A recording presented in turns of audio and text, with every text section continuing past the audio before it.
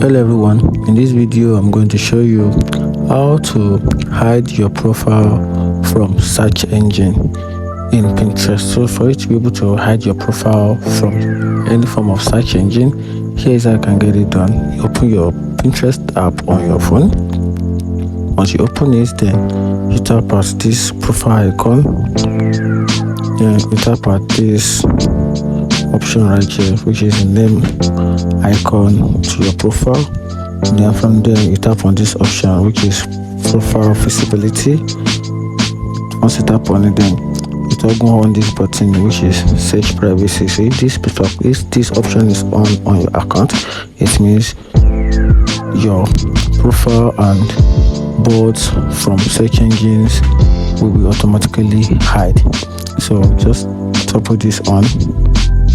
Then you can see good, which is it will take several weeks for search engines to remove your profile and board from search engine results. You can speed up the process with Google using their online tool. So if you still want that, then you can just proceed and turn it on, and that's it. If you find this video helpful, like and follow for more. Thank you.